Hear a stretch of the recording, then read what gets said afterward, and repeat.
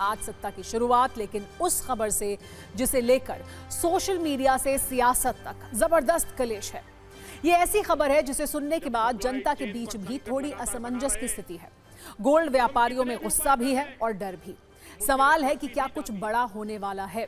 ये सवाल पीएम की उस अपील के बाद ट्रेंड कर रहा है जो उन्होंने की तो कल थी, लेकिन करीब 24 घंटे के बाद भी इस पर सबसे ज्यादा विमर्श है, क्योंकि मामला लोगों की जेब से जुड़ा है और सियासत का तापमान भी काफी ज्यादा चढ़ चुका है। इसीलिए सबसे पहले 60 सेकंड में पीएम का वो बयान सुनिए, फिर इसे सत्ता के नंबर गेम में डिकोड भी करेंगे। लेकिन साथियों, देश हित में हमको ये तय करना पड़ेगा कि साल भर तक घर में कोई भी फंक्शन हो, कोई भी कार्यक्रम हो, हम सोने के गहने नहीं खरीदेंगे। हमें पेट्रोल डीजल का उपयोग कम करना होगा। शहरों में जहां मेट्रो है वहां हम तय करें कि हम मेट्रो का ही उपयोग करेंगे। अगर कार में ही जाना जरूरी है तो फिर कार पूल करने का प्रयास करें। Work from home, online conferences, virtual meetings, इनको हमें फिर से प्राथमिकता देनी है।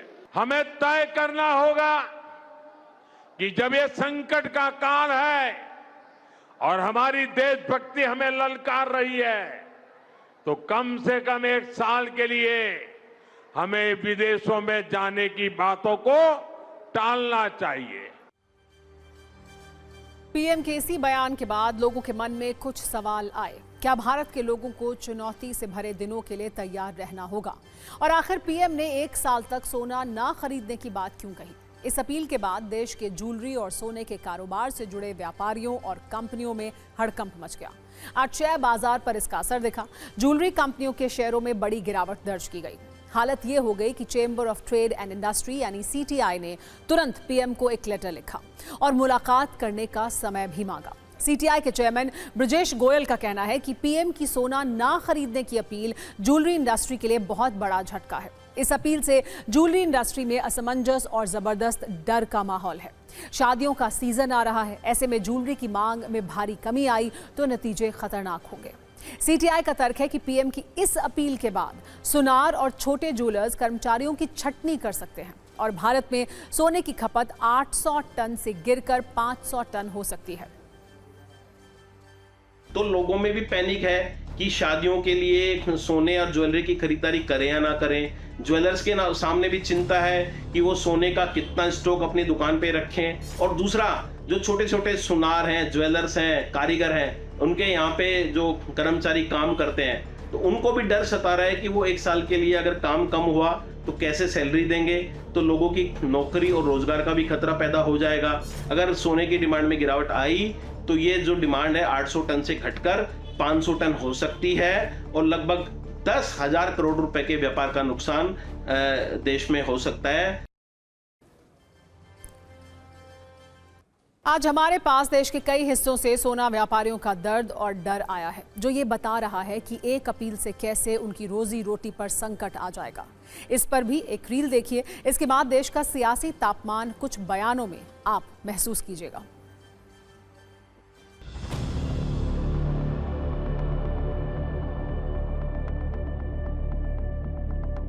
हम मौजूद है ज़वेरी बाजार में। ये कुमार जैन का ये ज्वेलरी शॉप है। कुमार जैन खुद हमारे साथ मौजूद है।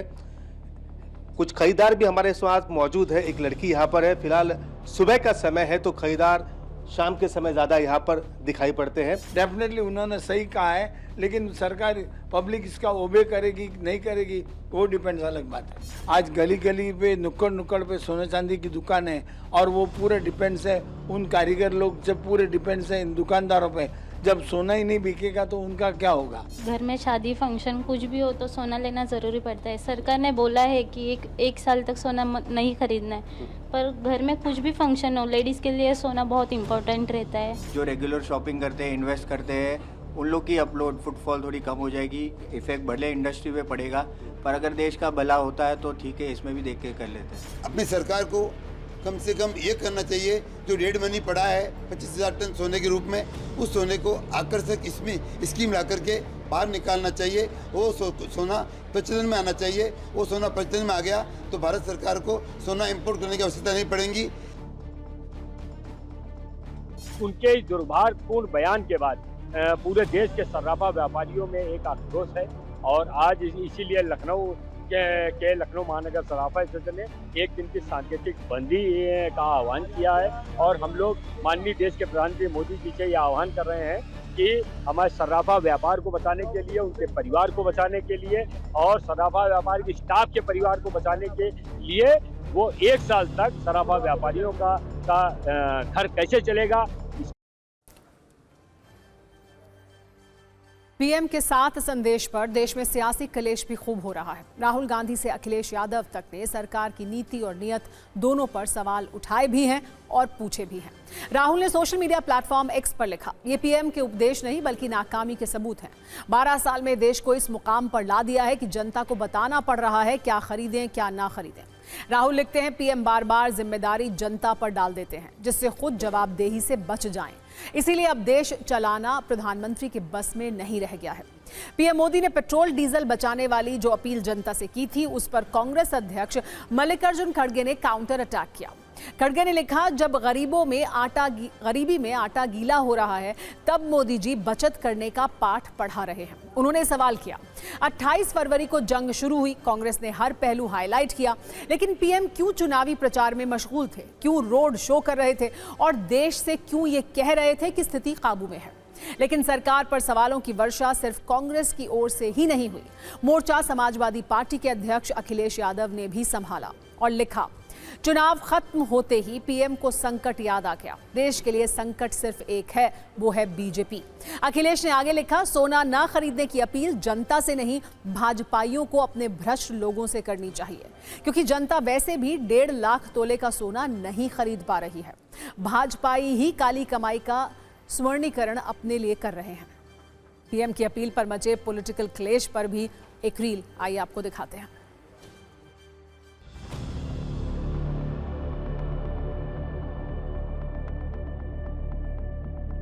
बुद्धिमानी बचने का वही है कि हम सब लोग विदेश हमारे देश का पैसा कम से कम जाए। इसके लिए एक तो जो डीजल पेट्रोल उसका भी खपत हम लोग सोच समझ कर करें, कम से कम करें। कोई नाकामी नहीं है, अगर इस तरह का है तो लोग उपाय बताएं कि ऐसे समय में क्या करना चाहिए।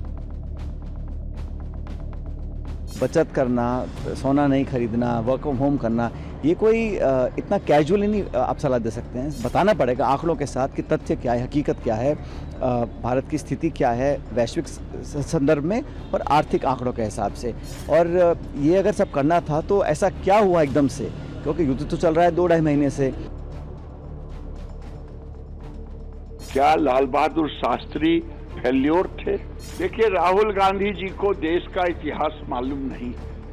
प्रधानमंत्री जी ने देश से अपील की है और ये अपील जब भारत में संकट आया है राहुल जी, तब भारत इसका मुकाबला किया है। कांग्रेस पार्टी मैं विशेष रूप से हर कदम पे सचेत कर रहा था कि मोदी जी की आर्थिक नीतियां इस देश को तबाही और बर्बादी की कगार पर लेके पहुंच गई। कल स्वीकार कर लिया मोदी जी ने, सच्चाई तो वो। मैं पहले भी कहता था कि मुझे श्री राहुल गांधी और श्री अखिलेश यादव जी को देशद्रोही तो नहीं कह सकता, लेकिन देशभक्ति पर संदेह होने लगता है कि ये भारत के लिए और भारत की तरफ से बोलते हैं कि भारत के दुश्मनों की तरफ से बोलते हैं, समझ में नहीं आया करता। पहले तो प्रधानमंत्री ने कहा कि हमारे पास साल भर का है, हमें कोई दिक्कत नहीं है, ना गैस का दिक्कत है, ना पेट्रोल का दिक्कत है, ना डीजल का दिक्कत है। अब कह रहे हैं कि नहीं ये दिक्कत है, तो ये लोग दोहरी बातें करते हैं। पहले तो कहते हैं सब ठीक है, बाद में कहते हैं इसमें कमजोरी और समाज सहायता को। प्रधानमंत्री जी ने अपील किया है तो बिल्कुल सबको मानना चाहिए। पब्लिक ट्रांसपोर्ट ज़्यादा यूज करना चाहिए, सोना नहीं खरीदना चाहिए 1 साल तक। विपक्ष के सवालों का जवाब सरकार की ओर से आया है। आज रक्षा मंत्री राजनाथ सिंह की अगुवाई में पश्चिम एशिया के संकट पर बनी ग्रुप ऑफ मिनिस्टर्स की बैठक भी हुई है, जिसके बाद राजनाथ सिंह ने बताया कि पश्चिम एशिया संकट के बावजूद भारत बिल्कुल सुरक्षित है।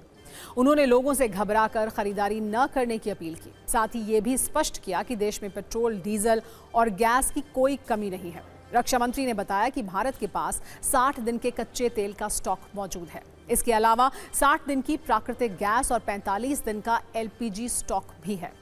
साथ ही विदेशी मुद्रा भंडार भी 703 अरब डॉलर के मजबूत स्तर पर है। इसीलिए लोगों को घबराने की बिल्कुल भी जरूरत नहीं है। लेकिन सोना व्यापारी सरकार के तर्कों से सहमत नहीं है। उनका कहना है कि पीएम की अपील से उन्हें बड़ा नुकसान होने वाला है, क्योंकि शादी के सीजन से पहले प्रधानमंत्री की बातें ग्राहकों को ज्वेलरी की खरीदारी करने से दूर कर सकती हैं। वैसे आज आपको ये समझने की जरूरत है कि भारत के लोग सोना कब और किन परिस्थितियों में खरीदते हैं। एक्सपर्ट्स के अनुसार इसके 3 कारण हैं। पहला, शादियों में देने के लिए या खुद के इस्तेमाल के लिए। दूसरा कारण, आर्थिक सुरक्षा के तौर पर भी सोना निवेशकों के लिए पहली पसंद होता है। और तीसरी वजह, सोने में निवेश करने से लोगों को बैंक की कई योजनाओं से ज्यादा और सुरक्षित रिटर्न मिलता है। लेकिन आज ये समझना जरूरी है कि इस अपील से भारत सरकार को क्या फायदा होने वाला है। आखिर पीएम ने लोगों से सोना नहीं खरीदने की भावुक अपील की ही क्यों है? दरअसल भारत दुनिया में दूसरा सबसे बड़ा सोने का उपभोक्ता है। सरकारी आंकड़ों के अनुसार भारत हर साल करीब 750 टन सोना आयात करता है।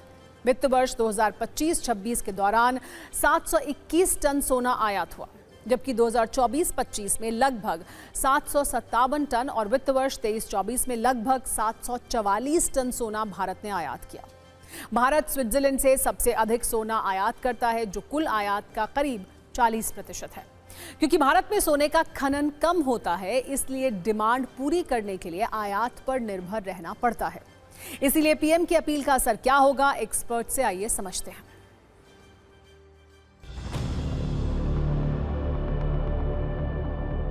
बहुत सारी इंडस्ट्री भी इसके ऊपर डिपेंडेंट होने के कारण एक बड़ा इम्पैक्ट इसके वजह से आ सकता है। मेरा यही कहना रहेगा कि किसी प्रकार का ज्वेलरी पे रिस्ट्रिक्शन देना एक बड़ा बेरोजगारी का एक बड़ा सवाल खड़ा कर सकता है। इसलिए बुलियन खरीदना, कॉइन्स खरीदना, यहाँ तक के इसके रोकना, ये बिल्कुल मैं सही समझता हूँ। आप फॉरेन ट्रैवल कम करिए, आप लग्जरी ट्रैवल कम करिए, क्योंकि जितना हम बाहर की तरफ ट्रैवल करेंगे, हमारी जो डॉलर का आउटगोइंग है उसको इंडिया से रोकना है। जब वो रुकेगा तो हमारी इकॉनमी में एक प्रॉपर बूस्टअप आएगा। इसीलिए क्रूड ऑयल, गोल्ड और ट्रैवल, ये 3 चीज़ों पे पीएम मोदी ने पर्टिकुलरली एक बोला है कि इन चीज़ों के ऊपर हम जितना अपने आप को रोक सकें उतना रोक के चलें और हम अपनी इकॉनमी को स्टेबलाइज कर पाएं। देखिए, इससे कोई पैनिक नहीं है होगा मार्केट पे, बट एक इशारा है प्रधानमंत्री की साइड से कि हमें देश हित में सोचना है। उन्होंने गोल्ड ये नहीं बोला कि मत खरीदिए, उन्होंने बोला कि 1 साल तक पोस्टपोन कर दीजिए आप। वैसे सरकार के फैसले का समर्थन करने वाले विश्लेषकों का कहना है कि पीएम की अपील के पीछे देश की आर्थिक स्थिरता से जुड़ा मामला है, क्योंकि सोना, कच्चे तेल और खाद के आयात की वजह से विदेशी मुद्रा भंडार पर दबाव बढ़ता जा रहा है। इसे आंकड़ों से भी आइए समझते हैं। पीएम ने अपील की है कि 1 साल सोना ना खरीदें, तो असल में सोने के आयात पर सालाना खर्च 6 लाख करोड़ होता है। 2025-26 में यह खर्च 6,40,000 करोड़ था। इसीलिए इस अपील से विदेशी मुद्रा बचाने की कोशिश है। पीएम की अपील यह है कि पेट्रोल, डीजल बचाएं। तो स्थिति यह है कि हॉर्मुज स्ट्रेट बंद होने की वजह से क्रूड 50% महंगा हुआ है। भारत 85 से 90% कच्चा तेल बाहर से आयात करता है और जो खर्च इस पर हो रहा है वो 17 लाख करोड़ रुपए तक पहुंच सकता है। पीएम ने यह भी अपील की है कि विदेश यात्रा से बचें। तो आपको ये भी बता दें कि देश के लोगों ने 2023-24 में विदेश यात्रा पर 2,72,000 करोड़ रुपए खर्च किए थे, लेकिन 25-26 में यह आंकड़ा 3,65,000 करोड़ तक पहुंच गया। पीएम की अपील यह है कि फर्टिलाइजर का इस्तेमाल कम करें। अभी स्थिति यह है कि खाद पर इस साल 1.5 लाख करोड़ का आयात हुआ है, क्योंकि फर्टिलाइजर कतर से आयात होता है। इसीलिए ईरान युद्ध के बाद आयात पर संकट है। इसके अलावा पीएम ने कहा है कि खाद्य तेल की खपत भी कम करें। मौजूदा स्थिति में भारत जरूरत का 60% कुकिंग ऑयल आयात करता है। खाद्य तेल की खपत कम होने से विदेशी मुद्रा बचेगी। एक अपडेट यह है कि पीएम की अपील के बाद महाराष्ट्र सरकार के डेलीगेशन ने कान फिल्म फेस्टिवल में जाने का कार्यक्रम रद्द कर दिया है। साथ ही सरकारी अफसरों को ज्यादा से ज्यादा इलेक्ट्रॉनिक गाड़ियां इस्तेमाल करने के निर्देश दिए गए हैं। वैसे पीएम की अपील पर लोग क्या कह रहे हैं, आप वो भी सुनिए।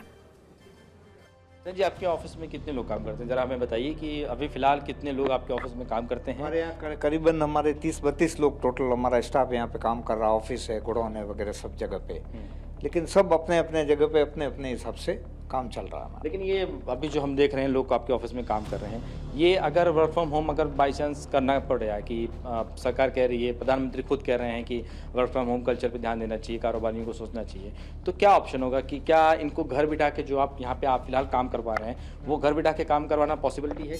वर्क फ्रॉम होम कब होता है कि ऐसी सिचुएशन कोरोना जैसी स्थिति आती है तो होनी चाहिए, बाकी जरूरत नहीं है। और हमारे प्रधानमंत्री ने ट्रांसपोर्ट के हिसाब से कहा है, तो मेरा ऐसा मानना है कि मुंबई में उसका इफेक्ट नहीं होगा क्योंकि मुंबई में ट्रांसपोर्ट की सुविधा अच्छी। हम इस वक्त मीरा रोड में हैं और मीरा रोड के सहानी परिवार से हम मिलने जा रहे हैं और ये देखने जा रहे हैं कि प्रधानमंत्री जी की स्पीच का, इस अपील का उन पर क्या असर पड़ा है। हम लोग ऑटोमोबाइल सेक्टर में है, रेफ्रिजरेटर्स में है और होटल इंडस्ट्री में, हॉस्पिटलिटी में। तो कितनी गाड़ियां इस्तेमाल करते हैं आप लोग सर? 4 गाड़ियां सर, चार गाड़ियां हमारे पास। 4 भाई हैं हम, 4 गाड़ियां हैं। हाँ। इसके अलावा बेटे के पास अलग एक गाड़ी है, 5 गाड़ी हो गई। अच्छा, ऐसा है। तो अब प्रधानमंत्री जी की ने जो अपील की है उसके बाद आप लोग किस तरह से कार जो शेयरिंग है या कार पुलिंग है वो करेंगे? देश के लिए जो भी आवश्यक होगा वो हमारे प्रधानमंत्री ने पिछले 12 सालों में किया है और उन्होंने जो भी किया है वो देश से हमेशा ही जुड़ा रहा है। और मैंने भी उनकी अपील सुनी और हम सब लोगों ने डिसाइड यही किया हुआ है कि हमारी 5 गाड़ियां हैं तो हम 4 भाई अब 2 गाड़ी में चलेंगे। वैसे केंद्रीय मंत्री अश्विनी वैष्णव का कहना है कि घबराने की जरूरत नहीं है, स्थिति कंट्रोल में है। उन्होंने लोगों से विदेशी मुद्रा बचाने की अपील की है। We have a large energy import infrastructure which has to be met through our foreign currency reserves. So that's why our Prime Minister has given this clarion call that despite this turbulence in the entire world, so far we have been able to manage it so well. We have seen many other countries, for example our neighbors, where the petrol and diesel prices have shot hugely.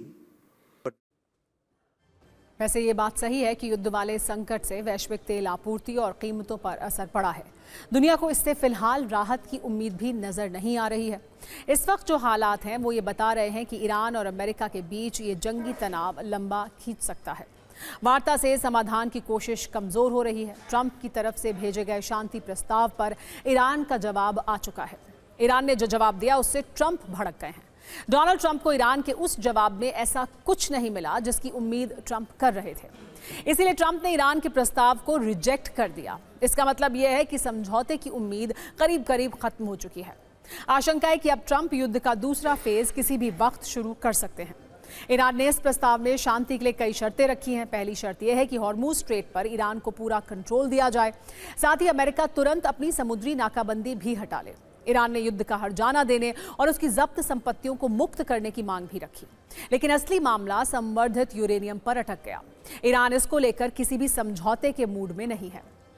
America चाहता है कि Iran अपना संवर्धित uranium उसे surrender कर दे, लेकिन Iran ने यह कहा कि वो अपना यूरेनियम किसी भी तीसरे देश को भेज सकता है, वो भी इस गारंटी के साथ कि अगर अमेरिका ने कभी समझौता तोड़ा तो उसे यूरेनियम वापस लौटाया जाए। इसके अलावा अमेरिका चाहता था कि ईरान 20 वर्ष के लिए अपना न्यूक्लियर प्रोग्राम रोके, लेकिन ईरान सिर्फ 5 वर्ष के लिए तैयार हुआ। ईरान ने साफ कर दिया है कि वो अपनी न्यूक्लियर फैसिलिटी नष्ट नहीं करेगा। एक्सपर्ट्स अब ईरान के प्लान को डिकोड कर रहे हैं।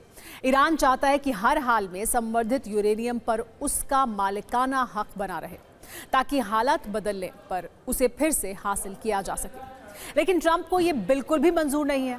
उनका गुस्सा 7वें आसमान पर है। खबर यह है कि इसके बाद ट्रंप और नेतन्याहू ने फोन पर बात की। दोनों देश मिलकर ईरान के खिलाफ एक नया ऑपरेशन प्लान कर रहे हैं, जिसका संकेत बयानों से भी मिल रहा है। ट्रंप ने बताया कि वो कभी भी ईरानी यूरेनियम हासिल कर सकते हैं। ईरानी ठिकानों पर अमेरिका की सेना की कड़ी निगरानी है। अगर हमारे अलावा किसी ने भी यूरेनियम को निकालने की कोशिश की तो उसे उड़ा देंगे। ऐसी ही धमकी इजरायली पीएम नेतन्याहू ने दी। ये कहा कि ईरान से संवर्धित यूरेनियम हर हाल में निकालेंगे। तो जवाब ईरान से भी आया। कहा गया कि वार्ता में सरेंडर नहीं करेंगे। हमें इस बात से बिल्कुल फर्क नहीं पड़ता कि ट्रंप हमारे प्रस्ताव से खुश हैं या नहीं। अमेरिका और इजराइल का प्लान यूरेनियम से भी आगे का नजर आ रहा है, जिसे नेतन्याहू और ट्रंप की एक जैसी धमकी से आप समझिए।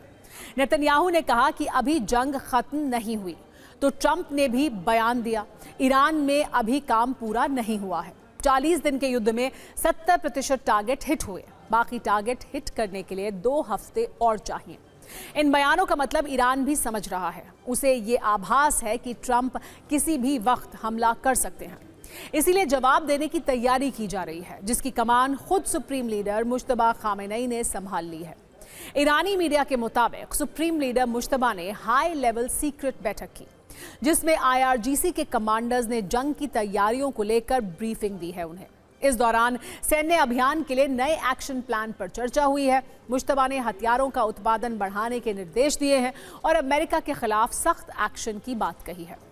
ट्रंप दावा कर रहे हैं कि वो ईरान का यूरेनियम हासिल कर लेंगे, लेकिन इसके लिए ग्राउंड ऑपरेशन करना होगा, जिसकी तैयारी इजराइल और अमेरिका पिछले काफी दिनों से कर रहे हैं।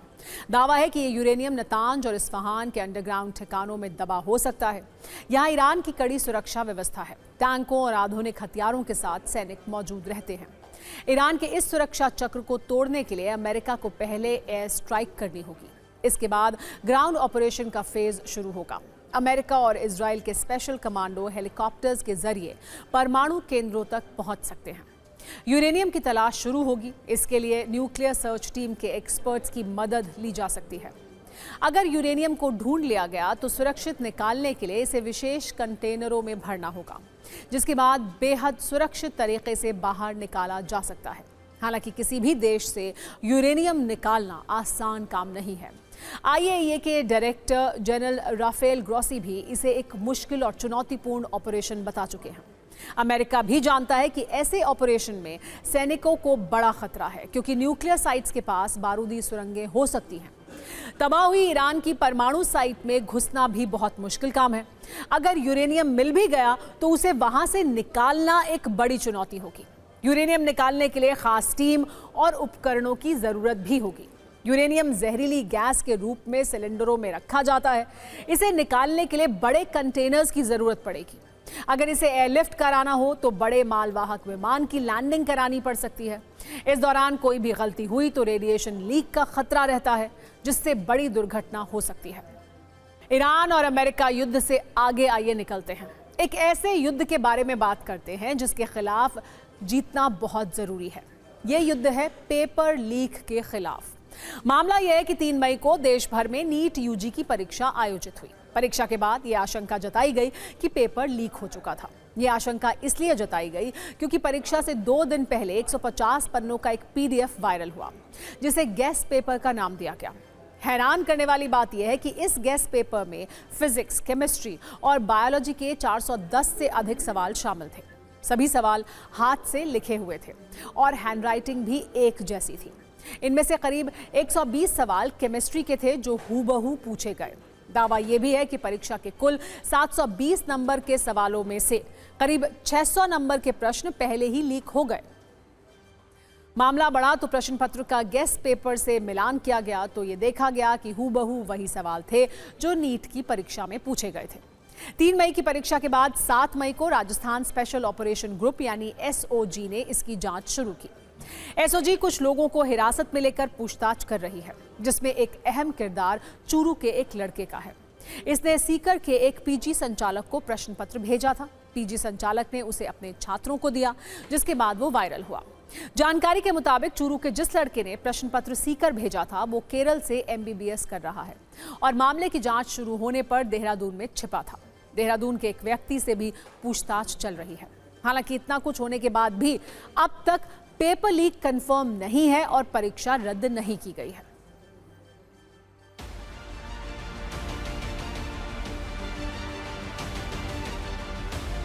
150 पेज में करीब 400 से अधिक क्वेश्चंस है।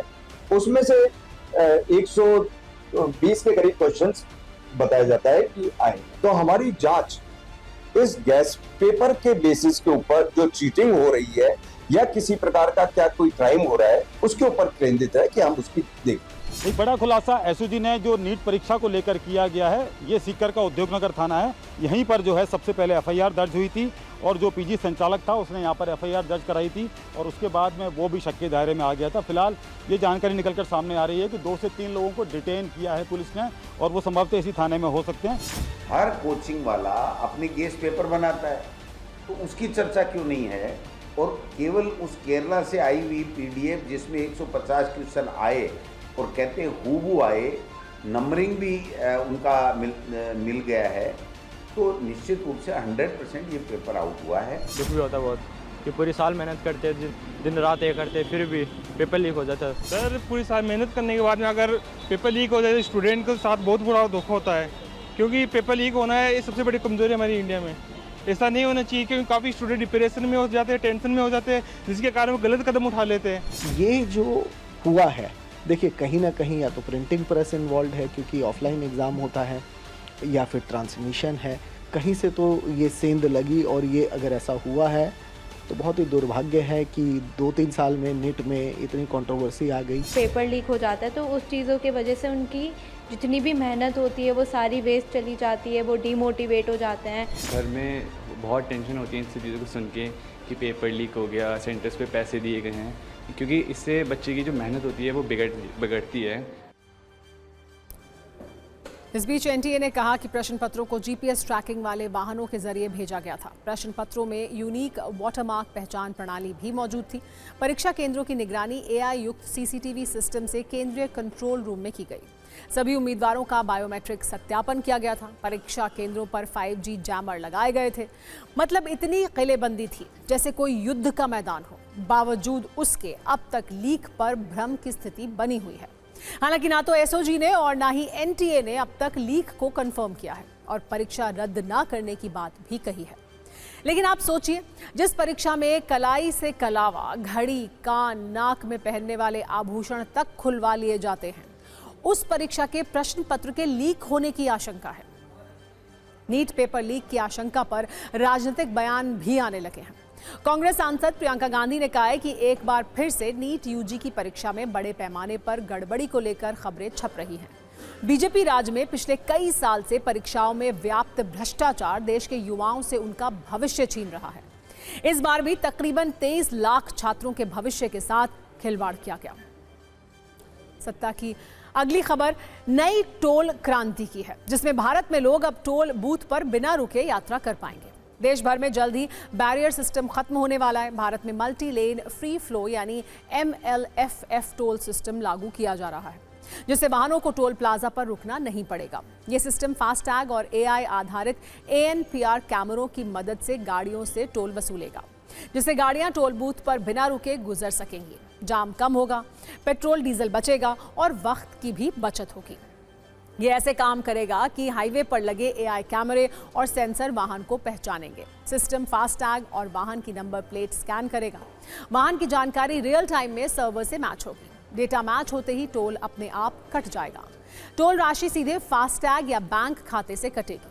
पूरे प्रोसेस में वाहन को रुकना नहीं पड़ेगा। गाड़ियां किसी भी स्पीड से गुजर सकेंगी। इससे आम जाम कम होगा और ईंधन की बचत भी होगी।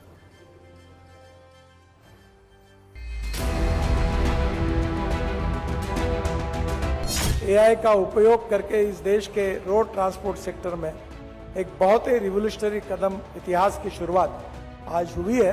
तो ये पूरे टेक्नोलॉजी का उपयोग है और इसमें आपका ही, सरकार का पैसा, जनता का पैसा है। तो 15-16 हज़ार करोड़ का फायदा जनता को, जो NHAI को होगा, वो आपके ही विकास के लिए खर्चा होगा। जो व्हीकल्स को टोल प्लाजा पर जो रुकना पड़ता था, आधा घंटा, पौन घंटा, 1 घंटा, इसमें पेट्रोल डीजल फूकना पड़ता था, समय खराब होता था, वो अब नहीं होगा। 100-125 का टेंडर निकला हुआ है, सिस्टम सेट हुई है और मेरी उम्मीद है कि इस साल दिसंबर तक पूरे देश में अगर ये सिस्टम आएगी तो देश की जनता को बहुत बड़ी राहत मिलेगी। हूटे बज चुका है, यानी सत्ता में आज का वक्त खत्म हो गया है। कल शाम 7 बजे आपसे एक बार फिर मुलाकात होगी। तब तक सभी न्यूज़ मित्रों से मेरी गुजारिश है कि वो सत्ता की न्यूज़ रील्स को ज़्यादा से ज़्यादा शेयर करें और फिलहाल मुझे दें इजाज़त।